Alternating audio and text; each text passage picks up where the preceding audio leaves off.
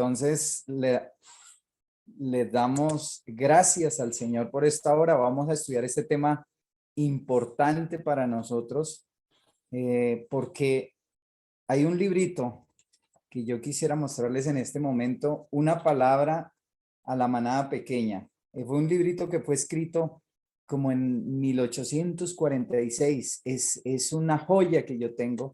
Y la sierva del Señor aquí dice que se va a volver a repetir la historia pasada y que va a haber gente que va a profetizar, que van a tener sueños, que van a tener visiones. Entonces, a gran escala se va a revelar eso. Y cuán importante es que nosotros entendamos nuestra historia pasada para entender cómo Dios nos ha llamado y el papel protagónico que nosotros necesitamos tener en este tiempo. Entonces, la cita con la cual vamos a comenzar, Mateo 25:10, ustedes recuerdan que en Mateo 25 nos habla de las vírgenes. Y dice aquí, pero mientras ellas iban a comprar vino, el esposo y las que estaban preparadas entraron con él a las bodas y se cerró la puerta. Este texto es la parte final de una de las parábolas más de Mesías, mientras actuaba en calidad de Mesías, de profeta. Su importancia será evidente cuando consideremos las circunstancias bajo las cuales se dio y el tiempo del cumplimiento de los eventos que estaban diseñados para representar. El tiempo de su cumplimiento puede ser claramente conocido por los eventos que preceden y los que siguen inmediatamente. Entonces, esa parábola para nosotros hoy tiene relevancia porque la sierva del Señor, en palabras de vida, el gran maestro, dice que se va a volver a repetir. Y quiero permitirme en este momento leerla.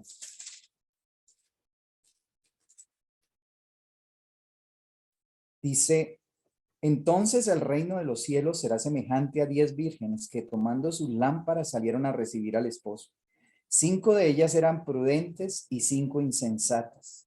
Las insensatas tomaron sus lámparas, no tomando consigo aceite, mas las prudentes tomaron aceite en sus vasos, juntamente con sus lámparas.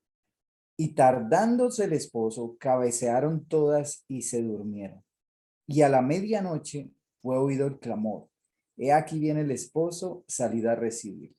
Entonces todas aquellas vírgenes se levantaron y aderezaron sus lámparas. Y las insensatas dijeron a las prudentes: Danos de vuestro aceite, porque nuestras lámparas se apagan. Mas las prudentes respondieron diciendo: No, no sea que no haya suficiente para nosotras y vosotras, y más bien a las que venden y comprad para vosotras.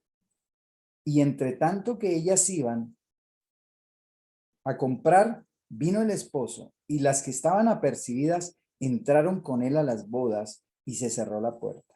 Y después vinieron también las otras vírgenes diciendo: Señor, Señor, ábrenos. Pero él respondió, dijo: de cierto os digo, no os conozco. Y el versículo 13 dice: velad pues, porque no sabéis el día ni la hora en que el Hijo del Hombre ha de venir.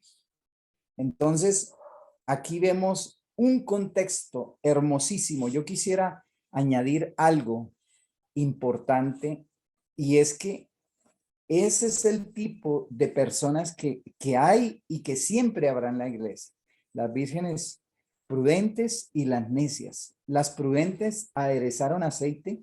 Y bueno, otro día yo creo que va a venir la parábola de, o ya hubo el tema de la parábola, pero es importante que nosotros entendamos que aquí hay una situación paralela que se presenta de dos grupos de personas en la iglesia que son vírgenes.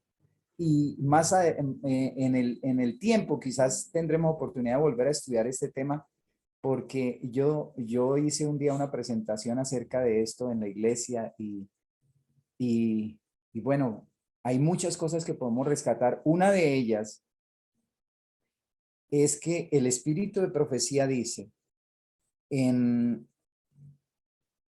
las que se despertaron, cuando dice: he aquí viene el esposo, A medianoche fue oído un clamor, he aquí viene el esposo, salid a recibirle. ¿Saben quiénes dieron ese anuncio? No las que estaban dormidas, sino las vírgenes, todas se durmieron, eran las que tenían aceite en sus vasijas. Entonces, la venida del esposo presentada en esta parábola, nos dice el libro, no es la venida de Cristo a la tierra, sino a las bodas. Las bodas son un evento que ocurre antes de la venida del Señor y se expresa en el Evangelio de Lucas cuando dice, estén ceñidos vuestros lomos y vuestras lámparas encendidas y vosotros sed semejantes a hombres que aguardan a su Señor que regrese de las bodas para cuando llegue y llame y le abran enseguida. Entonces, esa venida del esposo está representada en Daniel 7:13 y 14. Daniel 7:13 dice, miraba yo en las visiones de la noche y aquí con las nubes del cielo venía uno como un hijo de hombre que vino hasta el anciano de días y le hicieron acercarse de él. Y el versículo 14 dice, y le fue dado dominio, gloria y reino para que todos los pueblos, naciones y lenguas le sirvieran. Su dominio es dominio eterno que nunca pasará y su reino uno que no será destruido. Entonces aquí Cristo va al Padre para recibir su reino. En los tiempos antiguos, entonces la visita de un rey a su ciudad capital para recibir su trono, el reino era llamado boda. Este evento, al recibir la ciudad capital como la novia, se celebraba con pompa y una muestra de un verdadero casamiento. Así cuando Cristo recibe del Padre en el cielo su reino, se dice que está casado con su esposa, la nueva Jerusalén. Y esto es llamado la parábola de las bodas. Y ya habíamos tenido un tema acerca de eso, ¿cierto? Habíamos tenido un tema acerca de eso. Entonces, es hermosísima esta descripción porque solamente en el libro de Apocalipsis y en el libro de, bueno, en Gálatas también dice que Jerusalén, habla de Jerusalén. Es hermosa esta figura. Y Apocalipsis 21:9 dice, vino entonces a mí uno de los 7 ángeles que tenía las 7 copas llenas de las 7 plagas postreras y habló conmigo diciendo, ven acá y yo te mostraré la esposa del Cordero. Después del fin de los 2300 días, el 22 de octubre de 1844, el pueblo adventista que comparaba los eventos en su experiencia con los hechos conectados con el casamiento oriental, dijeron, Cristo ha ido a las bodas. Al recibir luz más clara sobre la naturaleza del evento que ocurre al final de los 2300 días, su fe siguió a Cristo en la obra a la cual había entrado. Así por fe ellos entraron a las bodas. Y aquí vemos la palabra que está revelada en primeros escritos en la página 74. Vi al Padre y es la profecía del final de los 2300 días. Yo les animo para que ustedes estudien esa profecía, esa visión tan maravillosa, hermanos, porque aquí hay mucha luz que se revela para nosotros en este tiempo. Vi al Padre levantarse del trono y en un carro de llamas entró en el lugar santísimo, al interior del velo y se sentó. Entonces Jesús se levantó del trono y la mayoría de los que estaban prosternados se levantó con él. No vi un solo rayo de luz pasar de Jesús a la multitud indiferente después de que él se levantó, y esa multitud fue dejada en perfectas tinieblas. Y sigue diciendo la palabra del Señor, los que se levantaron cuando se levantó Jesús, tenían los ojos fijos en él, mientras se alejaba del trono y los conducía a un trecho. Alzó entonces su brazo derecho y oímos su hermosa voz decir, aguarda aquí, voy a mi Padre para recibir el reino. Mantened vuestras vestiduras inmaculadas y dentro de poco volveré de las bodas y os recibiré a mí mismo. Después de eso, un carro de nubes, cuyas ruedas eran como llamas de fuego, llegó rodeado de ángeles a donde estaba Jesús. Él entró en el carro y fue llevado al lugar santísimo, donde el Padre está sentado. Allí contemplé a Jesús, el gran sumo sacerdote, de pie delante del Padre. Entonces, en esa visión dada en 1845, el Señor Jesús pasa al segundo departamento del santuario celestial y él cierra la puerta del primer departamento, del lugar santo. Entonces,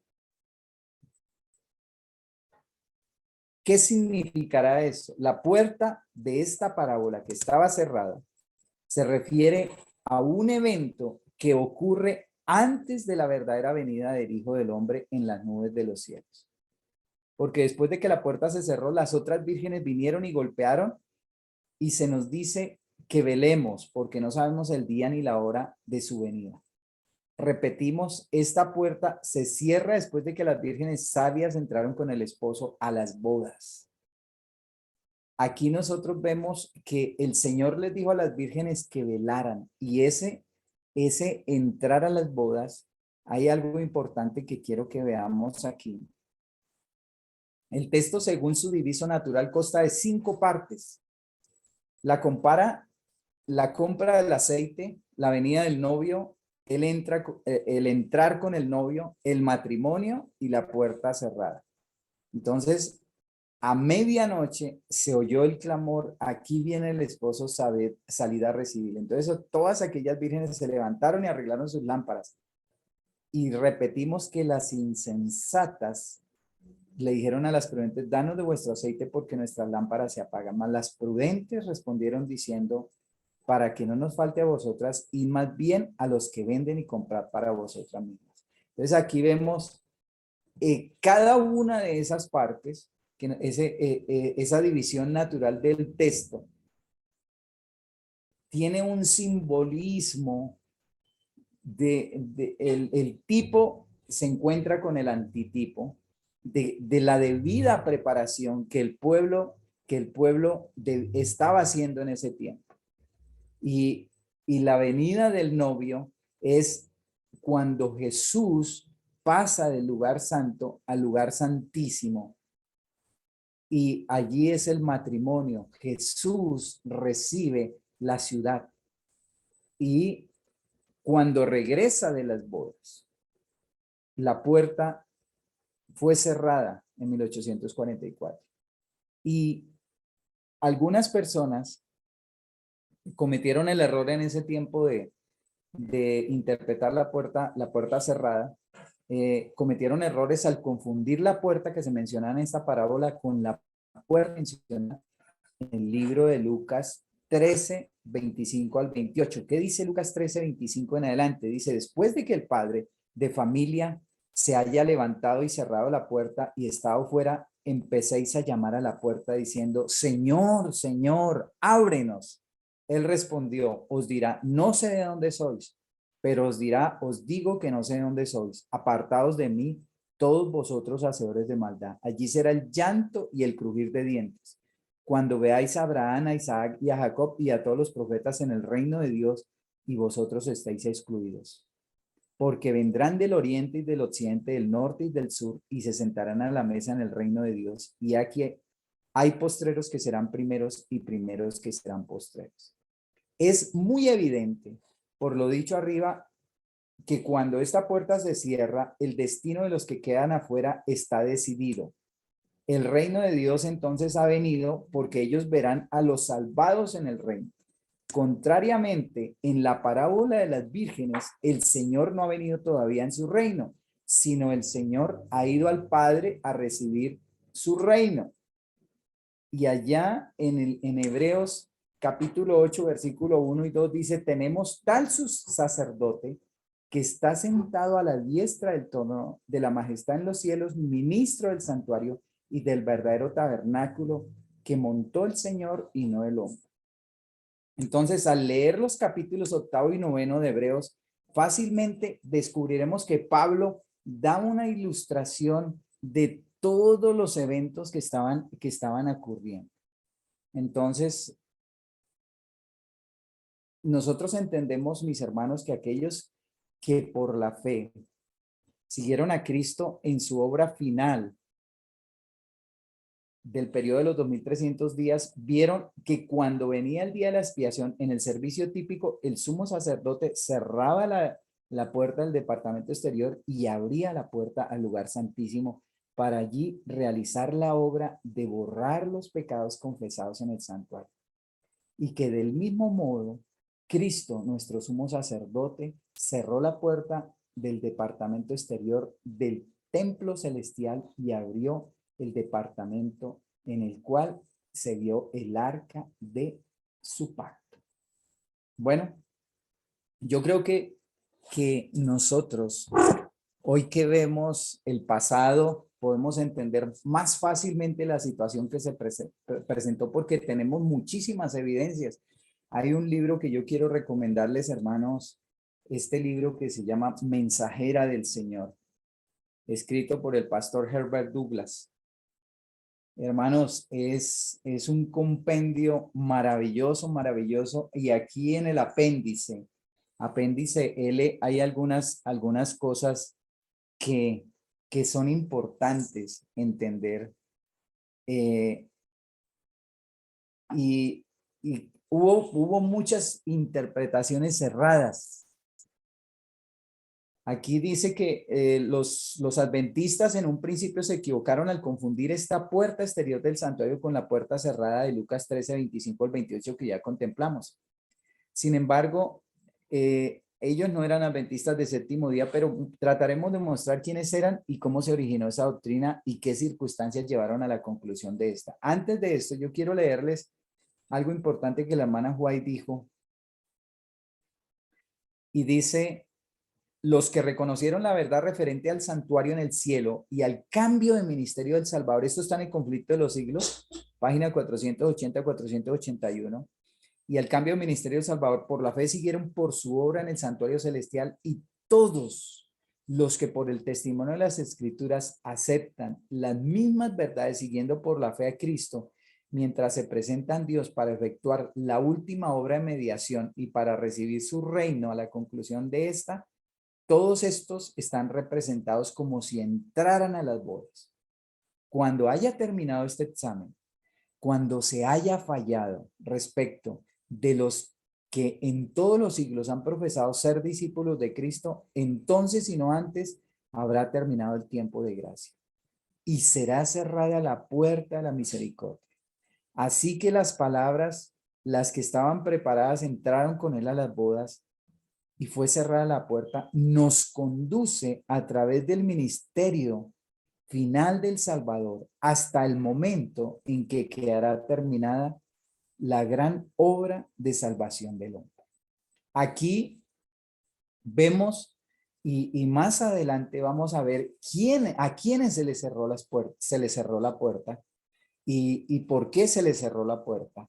Pero ustedes saben que antes de que venga lo genuino, Satanás lo que hace es crear falsas expectativas, falsas interpretaciones, y muchos enemigos del pueblo de Dios en ese tiempo se valieron de algunas cosas que no eran buenas. Las iglesias, la gente que se ha separado de las iglesias nominales bajo la proclamación del mensaje del primer advenimiento, así como aquellos de quienes se habían separado, son los destinatarios de los testimonios de la quinta y la sexta de las 7 iglesias del Apocalipsis. La amonestación a la quinta iglesia, la de Sardis, dice: acuérdate pues de lo que has recibido de oído y guárdalo y arrepiéntete, pues si no velas, vendré sobre ti como un ladrón y no sabrás a qué hora vendré sobre ti. Por este lenguaje es evidente que las personas a las que se dirige habían escuchado la proclamación de la venida del Señor, habían profesado recibirla, pero ahora estaban a punto de renunciar a él. Y luego sigue la iglesia de Filadelfia, el sexto estado de la iglesia evangélica. Esta iglesia representa a la gente que ha salido bajo la proclamación de los mensajes primero y segundo de Apocalipsis 13, de Apocalipsis 14. A esta iglesia el Señor le dice: he aquí yo vengo pronto, retén lo que tienes para que ninguno tome tu corona. Además se dirigen las siguientes palabras. Esto dice el santo, el verdadero, el que tiene la llave de David, el que abre y ninguno cierra, y cierra y ninguno abre. Yo conozco tus obras, he aquí he puesto delante de ti una puerta abierta, la cual nadie puede cerrar, porque aunque tienes poca fuerza, has guardado mi palabra y no has negado mi fe. Esta es la iglesia de los pioneros. Y aquí, en la iglesia de los pioneros, hay una puerta abierta y una puerta cerrada. Y aquí hay una cita, y miren lo que la hermana White le escribió a Eli Curtis el 21 de abril de 1847. También piensas, hablando, porque también interpretaron que Daniel 12:1, cuando Jesús se levanta, dice, también piensas que Miguel se puso de pie y el tiempo de angustia comenzó en la primavera de 1844. El, el Señor me ha mostrado en visión que Jesús se levantó y cerró la puerta y entró en el lugar santísimo en el séptimo mes, en 1844. Pero el hecho de que Miguel se levanta en Daniel 12:1 para libertar a su pueblo está en el futuro. Esto no sucederá hasta que Jesús haya terminado su oficio sacerdotal en el santuario celestial y se despoje de su atavío sacerdotal y se ponga sus vestiduras más reales y su corona para cabalgar en el carro nublado para trillar a las naciones con ira y librar a su pueblo. Entonces aquí vemos que este hermano Curtis era uno de los que había ya empezado a reinterpretar y a hacer una aplicación que no estaba en todo el contexto. Entonces, lo que nosotros debemos entender que la puerta abierta y la puerta cerrada, mientras había entre los adventistas quienes habían recibido luz avanzada y enseñaban que el Salvador había cambiado de su servicio del primero al segundo departamento, el Santuario Celestial presentaba correctamente el tema de la puerta abierta y cerrada a los que querían oír. Otra clase se oponía a esta verdad y trataban de establecer su fe en la doctrina de que la puerta abierta estaba cerrada y que la puerta cerrada estaba abierta. Las puertas del santuario celestial se abrían y se cerraban por el poder de Cristo, el que abre y ninguno cierra. En su mensaje a la iglesia de Filadelfia, aquellos que se aferran a la palabra, la guardan y no niegan su nombre, obtienen una victoria que abre una puerta que ningún hombre puede cerrar. Esto sin duda se refiere a la puerta de acceso a la gente, puerta que ningún hombre aparentemente, como veremos, había cerrado efectivamente, pero con un reconocimiento a su perseverancia, el Señor pone delante de los fieles una puerta abierta que ninguno puede cerrar. Y nosotros hemos leído en las Sagradas Escrituras lo que habla de la puerta, que había una puerta ya en la iglesia de Corinto, porque se me ha abierto una puerta grande y eficaz y muchos son los adversarios. A menudo, miren lo que dice la sierva del Señor, se refiere a la parábola de las 10 vírgenes, 5 de las cuales eran prudentes y 5 insensatas. Esta parábola ha sido y será cumplida al pie de la letra, ya que tiene una aplicación especial para este tiempo, al igual que el mensaje del tercer ángel se ha cumplido y seguirá siendo verdad presente hasta el fin de los tiempos. Hermanos, esta es una de las parábolas que no nos cansaremos de estudiar y que entre más la estudiamos, más luz recibiremos. Miren ahora, yo no sé si alguno de los que nos están escuchando se han dado la tarea de estudiar esto de la puerta, de la puerta que se cerró y lo que significó esa gente haber rechazado el mensaje del primer ángel, haber rechazado el mensaje del primer ángel y por ende rechazaron el mensaje del segundo ángel y para ellos fueron dejados en tinieblas, hermanos, ellos fueron dejados en tinieblas. Dice, las iglesias que estaban abiertas a la proclamación del mensaje del primer advenimiento y la necesidad de los obreros era mucho mayor de las que podían atender los predicadores vivientes. Después del chasco en la primavera de 1844, los que no habían abrazado el mensaje con sinceridad se tornaron en oposición a él. Tremendo esto. Si yo no abrazo el mensaje con sinceridad, hermanos, yo me voy a oponer a él. No, nadie queda neutral. Aquí en este conflicto no hay neutralidad. O estamos con el Señor o nos volvemos en contra del Señor. Y luz que no se acepta, que no se recibe, se va a convertir en tinieblas. Dice, surgió la persecución más amarga de quienes todavía se atrevían a afirmar su fe en la próxima venida del Señor. Miren que eran igualitos. Esos adversarios procuraban por diversos medios suprimir el tema y toda manera posible estorbar la obra de quienes todavía proclamaban que la hora del juicio había llegado. Guillermo Miller dijo, es lo más inhumano e inexplicable. Tan decidida era la oposición cerca del final de los 2300 días que George Storr dijo de ella, hemos terminado con las iglesias nominales y con todos los impíos, excepto hasta donde este clamor pueda afectarlos. Después de este periodo, William Miller dijo, hemos hecho nuestra obra de advertir a los pecadores y de tratar de despertar a una iglesia formal. Dios en su providencia ha cerrado la puerta. Y la puerta que se cerró fue la puerta del lugar santo. Y miren que esa gente hablaba de la segunda venida, pero no habían aceptado la luz del mensaje del primer ángel que había llegado la hora del juicio. Y para ellos era el advenimiento del Señor. Y miren, hay una situación importante. Todos los pioneros en su tiempo y aún la sierva del Señor creyó que cuando se cerró la puerta era que se había cerrado la puerta de gracia para todo el mundo, porque ellos creían realmente que Jesús iba a venir a esta tierra. Entonces ellos dijeron, este es el mensaje que debemos proclamar. Y miren esta cita, Mensajes Selectos, tomo 1, página 71, párrafo 4. Por un tiempo después del chasco de 1844, sostuve junto con el conjunto de que los adventistas que la puerta cerrada de gracia quedó entonces cerrada para siempre para todo el mundo. Esa posición antes de que se me diera la primera visión. Fue la luz que me dio Dios, la que me corrigió, la que corrigió nuestro error y nos capacitó para ver la verdadera situación. Y ahora agrega la sierva del Señor.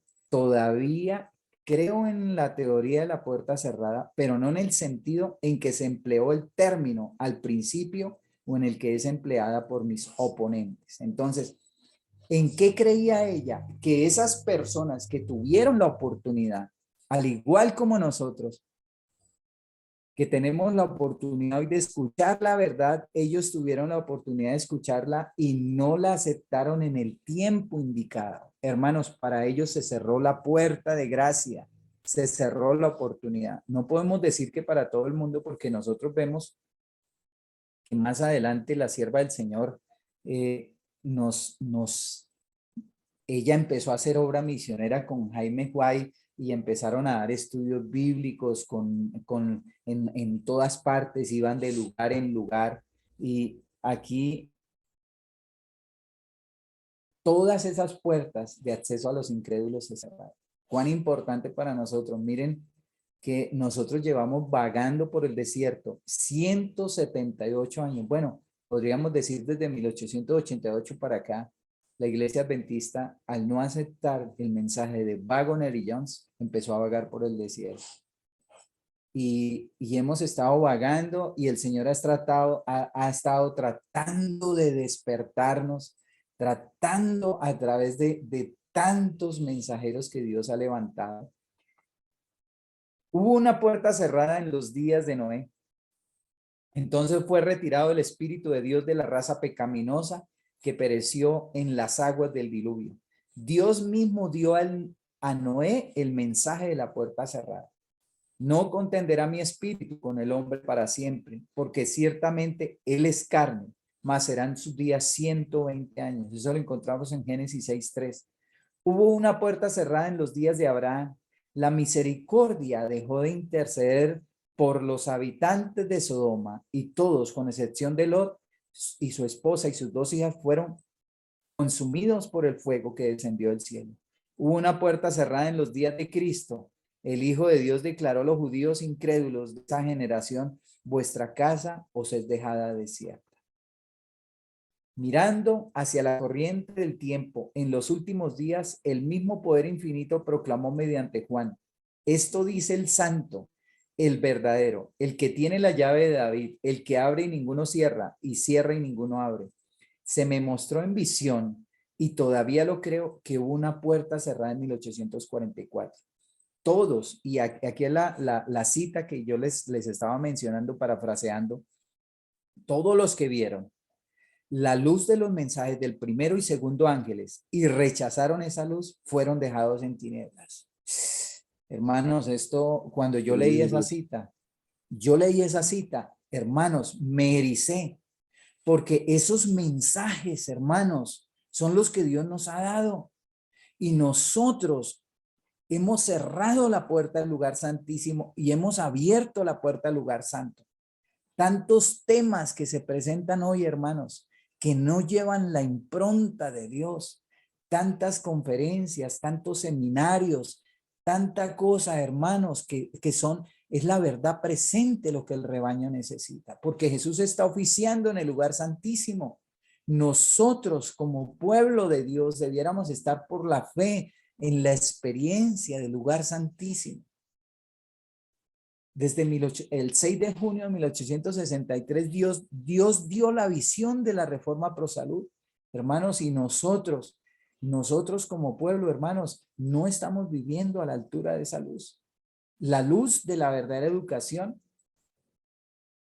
del sistema de educación que nosotros debiéramos estar llevando, el lugar donde debiéramos estar viviendo, los temas que debiéramos estar estudiando, hermanos. Todo miembro de iglesia debiera estar haciendo hoy obra médica misionera. Esos puestos de avanzada en el campo, hermanos. Las salas de tratamiento, los restaurantes vegetarianos, el verdadero colportaje de los libros que hablan de nuestra fe. Se me mostró en visión, y todavía lo creo, que una puerta cerrada en 1844. Todos los que vieron la luz de los mensajes del primero y segundo ángeles y rechazaron la luz fueron los sentimientos. Y los que aceptaron y recibieron el Espíritu Santo, que acompañó a la proclamación del mensaje celestial, y que después renunciaron a su fe y declararon que su experiencia había sido un engaño, y de ese modo rechazaron el Espíritu de Dios, y éste no intercedió más por ellos. Los que no vieron la luz no fueron culpables de rechazarla. Los únicos a los cuales el Espíritu de Dios no podía alcanzar eran los que han despreciado la luz celestial.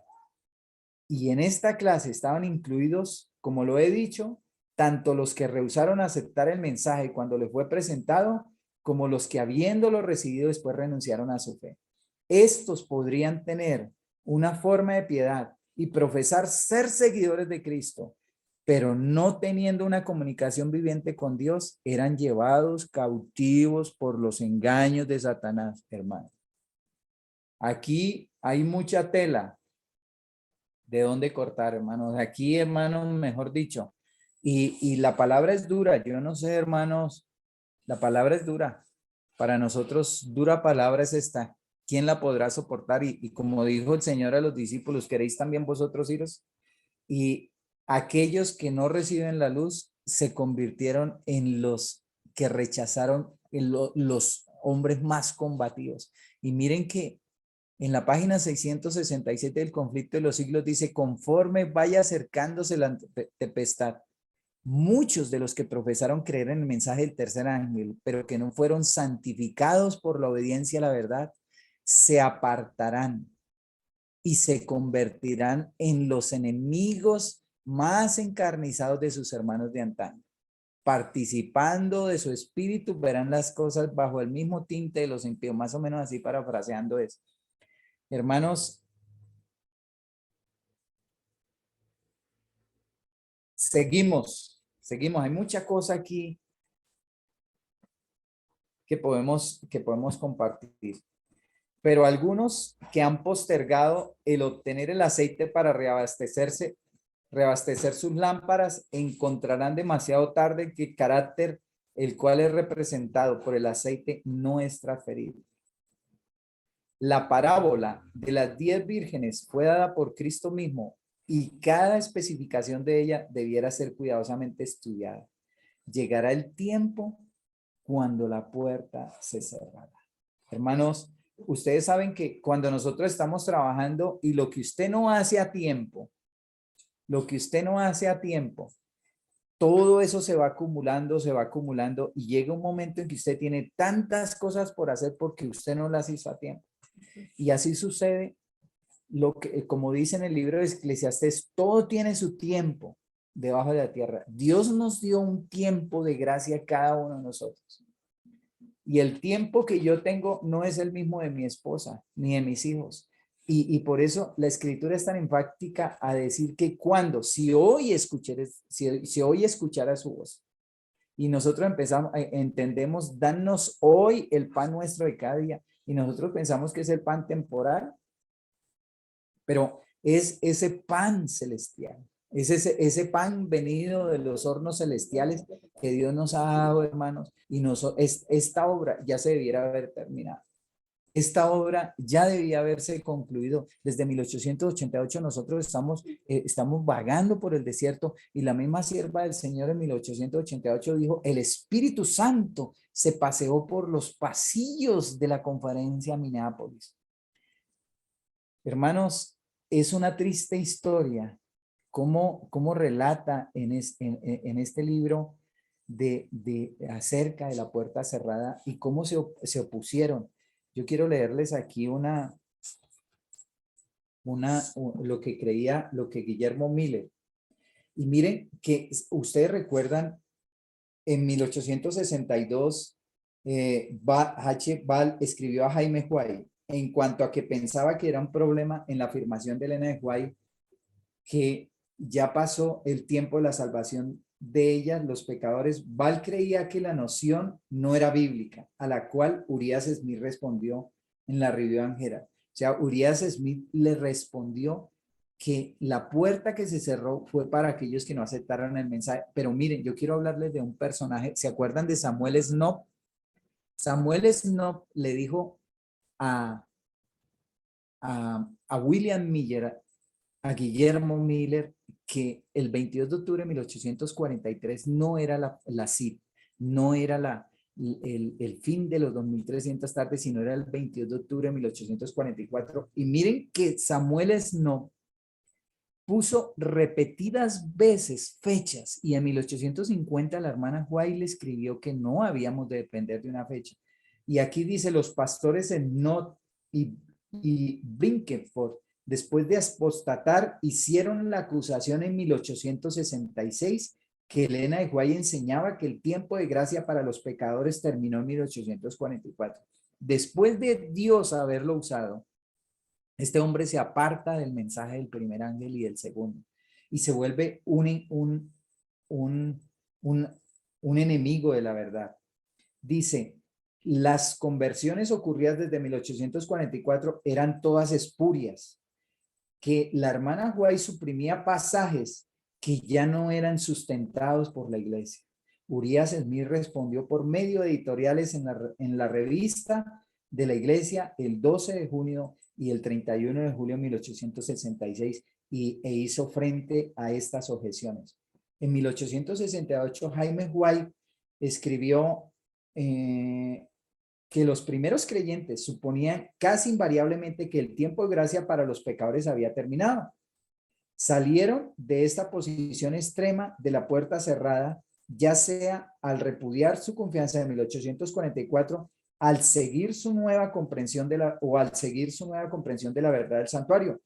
Por lo tanto, cuando la verdad del santuario fue desplegada, muchos comprendieron de entonces que el hecho de que Cristo era el sumo sacerdote significaba que la misericordia para los pecadores todavía era accesible.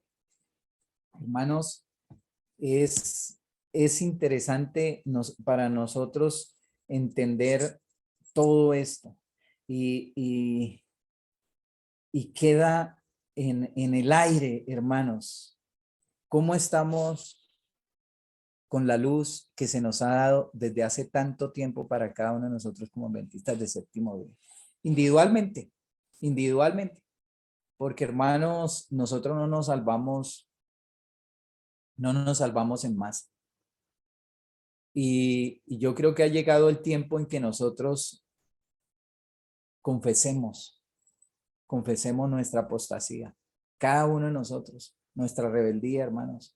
Nosotros estamos viviendo minutos extras del tiempo de gracia y no los aprovechamos. Nomás miremos nuestro día a día que estamos haciendo con la luz preciosa, con la luz del santuario celestial que Dios nos ha enviado. Y recuerden esa profecía que se encuentra ya en primeros escritos, hermanos. Dice aquí en primeros escritos, la página 42, vi que Satanás estaba tentando acerca de este punto a algunos de los hijos de Dios, debido a que tantos buenos cristianos se durmieron en los triunfos de la fe sin haber guardado el verdadero día de reposo, dudaban de que este fuese una prueba para nosotros ahora. Los enemigos de la verdad presente han estado tratando de abrir la puerta del lugar santo que Jesús cerró y de cerrar la puerta del lugar santísimo que él abrió en 1844. Hermanos, nosotros ya no hablamos del santuario, de lo que está haciendo allá en ese tiempo.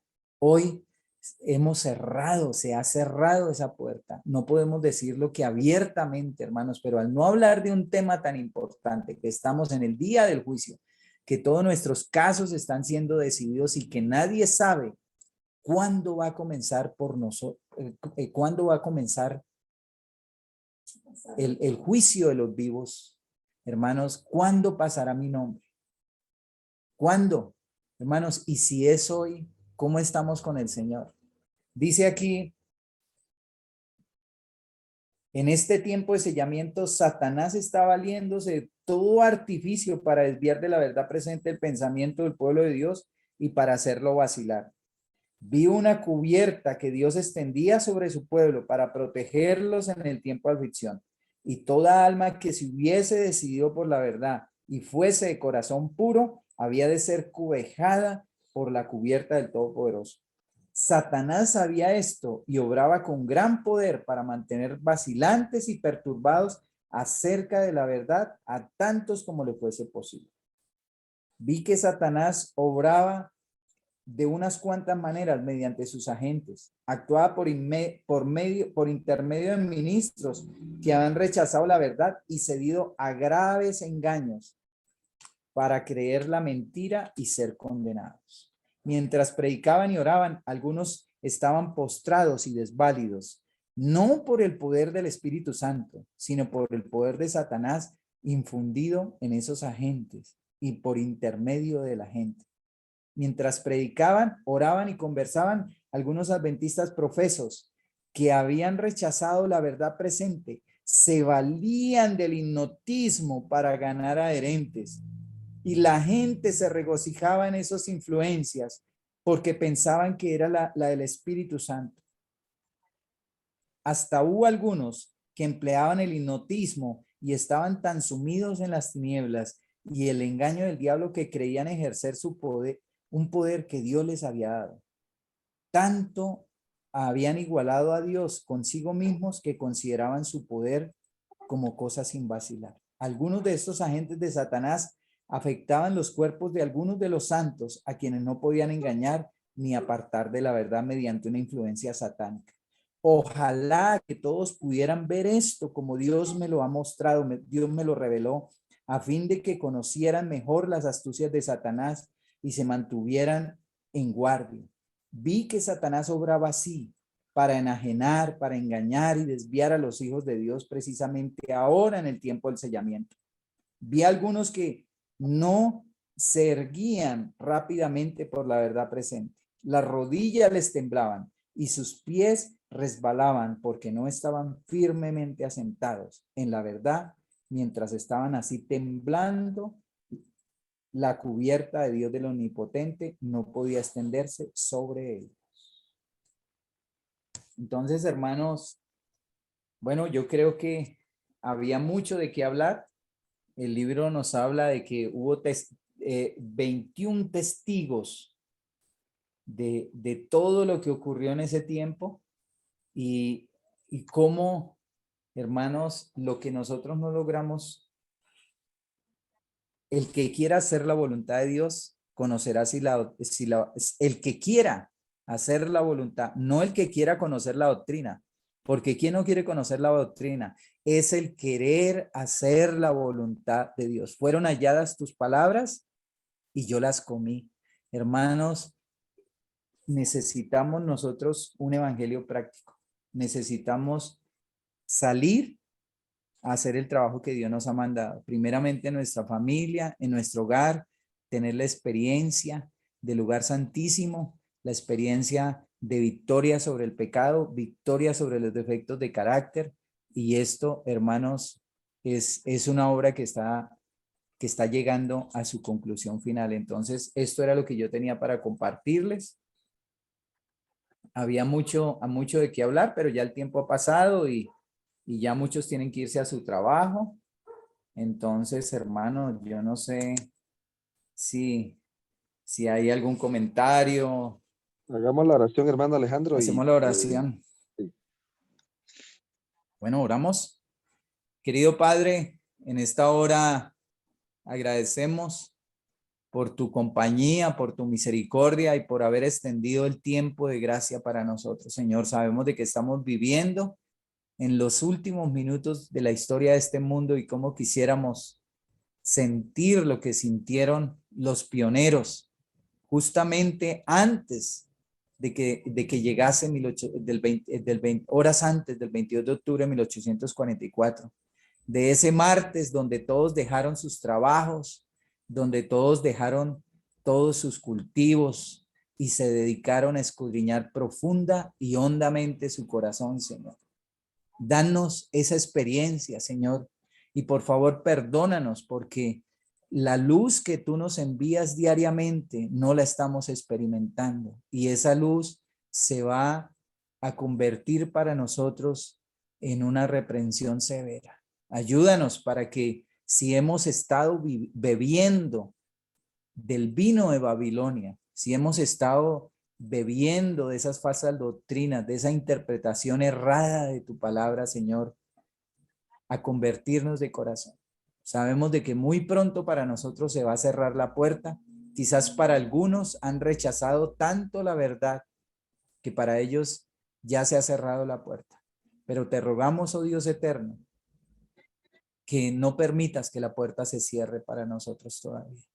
Que por nuestra dilación o por nuestra indiferencia, por nuestra terquedad, Señor, vayamos a cerrar la puerta. Despiértanos, Padre, a través de la obra poderosa de tu Santo Espíritu, para que todas aquellas cosas que están por morir en nosotros sean reavivadas por tu amor, por tu verdad, y podamos darnos a la tarea de escudriñar tu palabra como nunca lo hemos hecho, de orar como nunca lo hemos hecho, y llorar entre el pórtico y el altar para que podamos ser refrigerados de tu presencia. Gracias por escucharnos. Bendice a cada hermano en la distancia que se encuentran conectados en esta hora para que tu gracia pueda acompañarles y tu bendición pueda estar con cada uno de ellos y experimentar, Señor bendito, esas experiencias del clamor de medianoche de 1840 a 1844 y repetir esas experiencias en nuestra vida diaria, Señor. Gracias por escucharnos, gracias por bendecirnos. En esta hora lo rogamos y suplicamos en Jesucristo, Señor nuestro. Amén.